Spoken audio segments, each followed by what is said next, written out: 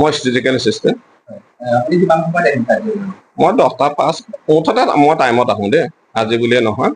যিহেতু চৰকাৰী দায়িত্বত এটা আছো, গতিকে নিজৰ দায়িত্বটো নিজে সময়মতে পালন কৰিব লাগে বুলি ভাবোঁ। আমাৰ ষ্টাফ 4জন অফিচ ষ্টাফ।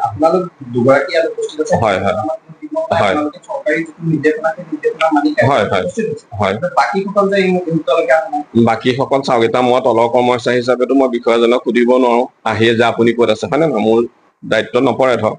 যিহেতু আপুনি সোধাৰ পিছত তেওঁ সুধিছে কোনোবা এটা চেণ্টাৰত গৈছে বুলি কৈছে, তাৰপিছত LD জনৰ বিষয়ে বিলৰ কামত গৈছে চাগে খুব সম্ভৱ। আমি এনেও সদায় লাগে লাগে হয় হয় হয় হয় হয়।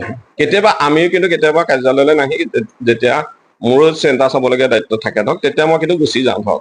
এতিয়া ধৰক যদি মই ভৰাগুৰি যাবলগীয়া হয়, ইয়াৰ পৰা আকৌ ভৰাগুৰিলৈ যোৱাতকে ঘৰৰ পৰাই গুচি যাওঁ ধৰক। হয় হয় হয় হয়। তাৰমানে আমি যদি ভাবো যে দিনটো 4-5টা চেণ্টাৰ চাওঁ, তেতিয়া সেই দিনটোত হয়তো অফিচলৈ নাহো, পিছত গুচি আহোঁ আফটাৰ ভিজিট। মই হেৰিয়া ফ'ৰ্থ গেট।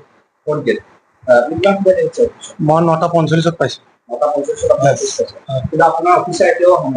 অফিচলৈ অহা নাই, তেওঁ কিয় ফিল্ডত গৈছে নে, তেওঁতো মোক কোৱা নাই। তেওঁ এতিয়া মোক ফোন কৰোঁতে, আপুনি ফোন কৰোঁতে তেওঁ ক'লে বোলে মই নামিমেই, মই এটা চেণ্টাৰত সোমাইছিলোঁ। এতিয়া তেওঁহে জানিব সেইটো অফিচৰ কথা। লাগে, কিয় নালাগে? আহিব লাগে। অহা নাই। মুখ্যমন্ত্ৰী হিমন্ত বিশ্ব শৰ্মাই হওক বা ৰাজ্য চৰকাৰখনে কৰ্ম সংস্কৃতিৰ কথা কৈছে, 10টা বজাত কাৰ্যালয়ত উপস্থিত থাকিব লাগে, কিন্তু এই মুহূৰ্তলৈকেতো নাই।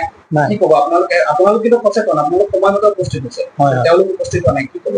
নাই, তেওঁ সময়তে আহিব লাগে, কিন্তু তেওঁ 2টা অফিচৰ দায়িত্বত আছে। এতিয়া যদি তেওঁ তাত গৈছে, এইটোতো আমি নাজানো, আমাক জনোৱা নাই। আৰু কোন অফিচৰ দায়িত্বত আছে? পশ্চিম কলিয়াবৰত। হয়, তেওঁৰ লগত যেতিয়া মই ফোনত কথা পাতিছিলো, তেওঁ এই অফিচলৈকে আহি আছো বুলি কয়। তেতিয়াহ'লে সেইটো আপুনি কথা পাতিছিল, আমি কিন্তু তেওঁৰ লগত কথা পতা নাই। আমিতো তেওঁৰ লগত কথা পতা নাই। তেওঁ কৈছে যে আহি আছো বুলি, আপোনাৰ লগত কৈছে। তেওঁ আমাৰ লগত কথা পতা নাই, আমি কেনেকে গম পাম?